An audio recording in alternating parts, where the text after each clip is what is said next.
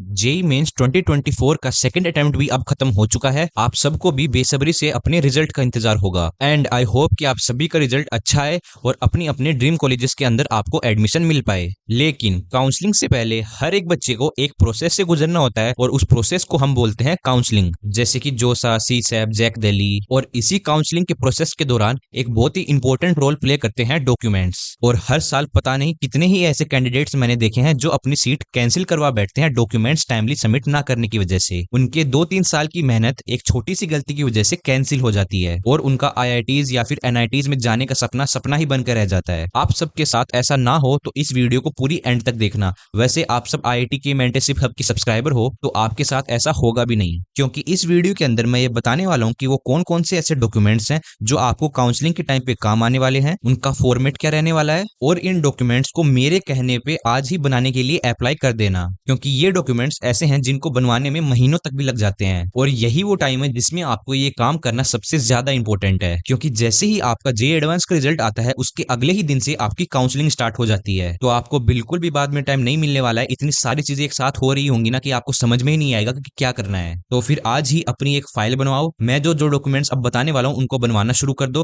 ताकि आपके एडमिशन के टाइम पे कोई भी दिक्कत आपको नहीं आए और आपका एडमिशन का प्रोसेस एकदम स्मूथ रहे। चलो अब इनको वन बाय वन करके देखते हैं। तो सबसे पहले आती है आपकी क्लास 10th की मार्कशीट। आपके पास ये होनी चाहिए और हर बच्चे के पास ये होती भी है। ओरिजिनल होनी चाहिए विद 3 से 4 फोटोकॉपीज। काउंसलिंग्स के अंदर ये आपकी डीओबी वेरीफाई करने के लिए यूज होती है। दूसरी है आपकी क्लास 12th की मार्कशीट। आई होप आधे बच्चों के पास तो ये होगी और जिन बच्चों के पास ये नहीं है वो अपने स्कूल से कलेक्ट कर लेना। लेकिन जब आप 12th की मार्कशीट स्कूल से लेने जाओ इन 3 चीजों को लेके आना मत भूलना, जिसमें पहला है आपका टीसी या फिर माइग्रेशन सर्टिफिकेट। दोनों ही सेम चीज होती है, टीसी बोल दो या फिर माइग्रेशन सर्टिफिकेट बोल दो। दूसरा है आपका पासिंग सर्टिफिकेट। सारे बोर्ड्स प्रोवाइड नहीं करते, लेकिन अगर आपके बोर्ड ने प्रोवाइड करवाया है तो स्कूल से लेके आना। और हाँ, सीबीएसई भी प्रोवाइड करता है। तीसरा है आपका कैरेक्टर सर्टिफिकेट। ये आपको बोर्ड की तरफ से देखने को नहीं मिलता है, लेकिन ये आपको अपने स्कूल वालों से बनवाना है, वो बना के देंगे। फोर्थ है आपका आधार कार्ड वैलिड आईडी प्रूफ। ये तो सबके पास होगा ही। पांचवा और सबसे इंपॉर्टेंट डॉक्यूमेंट है कैटेगरी सर्टिफिकेट। बच्चों की जोसा काउंसलिंग के अंदर अगर सीट कैंसिल होती है तो मैक्सिमम टाइम यही वाला डॉक्यूमेंट्स उसका जिम्मेदार होता है, तो इसको बड़े ध्यान से बनवाना। आप लोग जनरल कैटेगरी से बिलोंग करते हो तो आपको कोई भी टेंशन नहीं लेनी है, आपको कोई भी डॉक्यूमेंट नहीं बनवाना है। लेकिन अगर आप ईडब्ल्यूएस कैटेगरी से बिलोंग करते हो तो जल्दी से जल्दी अपना ईडब्ल्यूएस कैटेगरी सर्टिफिकेट बनवा लें। और सबसे इंपॉर्टेंट बात, ये आपको बनवाना है 1 अप्रैल 2024 के बाद में। पुराना बिल्कुल भी नहीं चलेगा, 1 अप्रैल के बाद का ही होना चाहिए, नहीं तो जोसा काउंसलिंग के अंदर आपकी सीट कैंसिल हो जाएगी। ज्यादा टाइम नहीं लगता, 10-12 दिन लगते हैं आने में, आपका भी आराम से बन जाएगा। अब आपका क्वेश्चन होगा कि भैया फॉर्मेट कौन सा है। आप जहां से भी बनवाओ उनका जो भी फॉर्मेट होगा वो भी चल जाएगा, या फिर आप जोसा के खुद के फॉर्मेट से भी बनवा सकते हैं। अब वो फॉर्मेट आपको कहां से मिलेगा,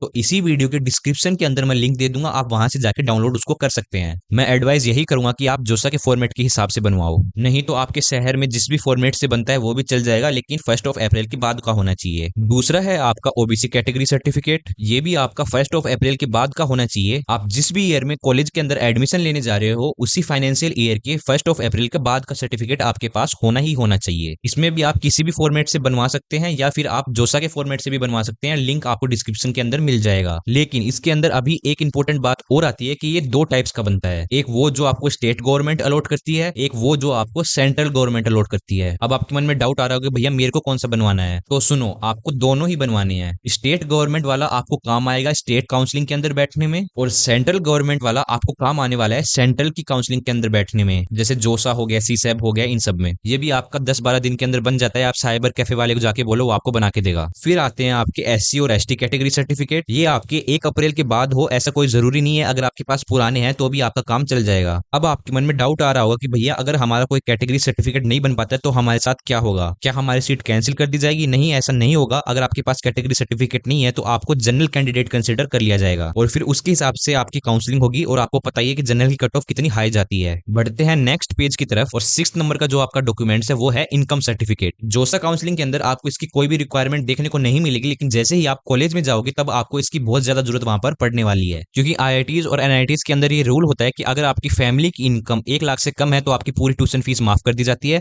और अगर आपकी फैमिली की इनकम 1 से लेकर 5 लाख के बीच में है तो भी आपकी 2/3 ट्यूशन फीस माफ कर दी जाती है। या फिर आप स्कॉलरशिप या फिर बैंक लोन के लिए अप्लाई करने वाले हैं तो इस वाले सर्टिफिकेट की आपको वहां पर भी बहुत ज्यादा जरूरत पड़ने वाली है, तो इसको जरूर से बनवा लेना। 7वां है आपका डोमिसाइल सर्टिफिकेट। अगेन जोसा काउंसलिंग के अंदर आपको इसकी कोई भी रिक्वायरमेंट देखने को नहीं मिलेगी, लेकिन अगर आप एडमिशन के बाद स्कॉलरशिप के लिए या या फिर आपकी फाइनेंशियल कंडीशन उतनी अच्छी नहीं है और आप फिर बैंक लोन के लिए अप्लाई करने वाले हैं, तो आपको इस वाले सर्टिफिकेट की वहां पर जरूरत पड़ने वाली है। फॉर एग्जाम्पल यूपी गवर्नमेंट अपने स्टेट के बच्चों को स्कॉलरशिप प्रोवाइड करती है, तो फिर आपको ये प्रूव करना होगा कि मैं यूपी का ही रहने वाला हूँ, यूपी का ही नागरिक हूँ, तभी जाके आप उस वाली स्कॉलरशिप के लिए एलिजिबल हो पाएंगे। लेकिन आगे बढ़ने से पहले मैं आप सबको एक बहुत ही जरूरी बात बताना चाहूंगा। अगर आप भी वो बच्चे हैं जो हमेशा डाउट में रहता है कि यार मेरे को मेरी रैंक के अकॉर्डिंग जो बेस्ट कॉलेज होगा वो मिलेगा भी या फिर नहीं, या फिर मेरी परसेंटाइल तो यार इतनी कम आई है, मेरे को कोई कॉलेज एडमिशन देगा भी या फिर नहीं। नो मैटर आपकी परसेंटाइल कितनी भी कम क्यों ना आई हो, 60 परसेंटाइल, 70 परसेंटाइल, 80, 85, 90, 99 परसेंटाइल, तो आप अपनी काउंसलिंग हमारे थ्रू करवा सकते हैं, जिसके अंदर हम ये एंश्योर करेंगे कि हम आपको कोई ना कोई कॉलेज जरूर से दिलवा दें, चाहे फिर वो आपका जोसा काउंसलिंग हो, सीसैप काउंसलिंग हो, जैक दिल्ली काउंसलिंग हो। और यही नहीं, हम आपको ये भी बताएंगे कि आपके पास कौन कौन से कॉलेज ऑप्शन और अवेलेबल है other than IITs, NITs, GFTIs, IIITs।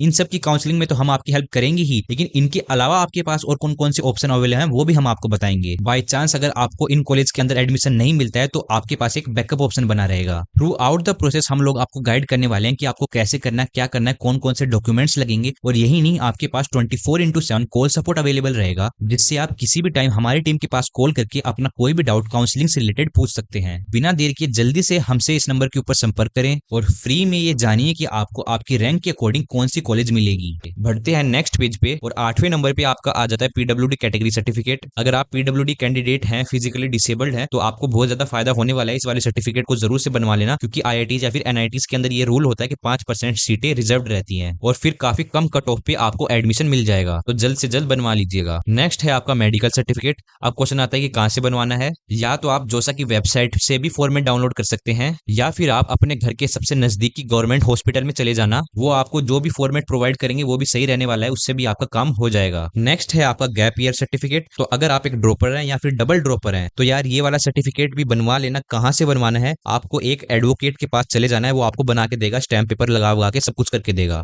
11वें number पे है आपका जेईई मेंस और एडवांस का एडमिट कार्ड। आपके पास होगा ही, या फिर आप जोसा की वेबसाइट से डाउनलोड करके रख लेना। क्या ये जितने भी डॉक्यूमेंट्स मैंने यहाँ पर लिखे हैं इनसे आपका काम हो जाएगा? तो ऐसा नहीं है। इनके अलावा भी आपके अभी बहुत सारे डॉक्यूमेंट्स बचे हैं, जैसे कि आपका रिजल्ट हो गया जेईई मेंस या फिर एडवांस का, seat acceptance letter, physical reporting, undertaking, पता नहीं अभी क्या क्या बचा हुआ है। लेकिन मैंने इस वीडियो के अंदर सिर्फ उन्हीं डॉक्यूमेंट्स को कवर किया है जिनके बनने में आपके टाइम लग जाता है। इनके अलावा जो आपके डॉक्यूमेंट्स बचे हैं वो आपके एक एक दिन के अंदर बन जाते हैं, कोई भी दिक्कत आपको नहीं आती है। जब आपको फिजिकल रिपोर्टिंग के लिए जाना होगा, मैं उसके ऊपर एक वीडियो बना दूंगा, तो आप वो भी डॉक्यूमेंट्स आराम से बनवा के लेके चले जाना। और वो डॉक्यूमेंट्स ऐसे हैं, अगर आप अभी चाहो उनको बनवाना तो बनवा भी नहीं सकते। फॉर एग्जाम्पल आपका सीट एक्सेप्टेंस लेटर है, वो आपको सीट मिलने के बाद ही मिलेगा, तो आप अभी कैसे बनवा सकते हो? तो वो डॉक्यूमेंट्स अलग हैं। अभी के लिए आप सिर्फ उतना काम करके रखें जितना मैं आपको बताता हूं, आपको एडमिशन में कोई भी दिक्कत बाद में नहीं आएगी। 12वें नंबर पे है आपके पासपोर्ट साइज फोटोज, 10-15 ये भी होने चाहिए। और अगर एडमिट कार्ड वाली फोटो आपके पास अवेलेबल है तो बहुत ही अच्छी बात है, और अगर नहीं है तो आप नई भी बनवा सकते हैं। लास्ट और इंपॉर्टेंट है, जिसकी बात हर कोई नहीं करता है, वो है आपका बैंक अकाउंट। तो काउंसलिंग में अगर आप बैठने जा रहे हैं तो आपके पास अपने खुद का बैंक अकाउंट होना चाहिए। ऐसा नहीं कि मैं पापा का लगा दूंगा, मम्मी के लगा दूंगा, खुद का बच्चे का जो नाम है उसी नाम के ऊपर आपका एक बैंक अकाउंट होना चाहिए। फॉर एग्जाम्पल अगर आपने कॉलेज की फीस सबमिट कर दी और अब आपका मन हुआ कि आपको ये कॉलेज पसंद नहीं है, तो जो फीस है वो आपको उसी अकाउंट के अंदर रिटर्न करी जाएगी जो आप जोसा काउंसलिंग के अंदर डालेंगे। और जब आप स्कॉलरशिप या फिर बैंक लोन के लिए अप्लाई करेंगे, वहां पर भी आपको खुद के बैंक अकाउंट की जरूरत पड़ने वाली है। तो बस यही थे आपके 13 डॉक्यूमेंट्स जो आप बनवा लेंगे, तो आपका जो एडमिशन का प्रोसेस है वो काफी ज्यादा स्मूथ रहेगा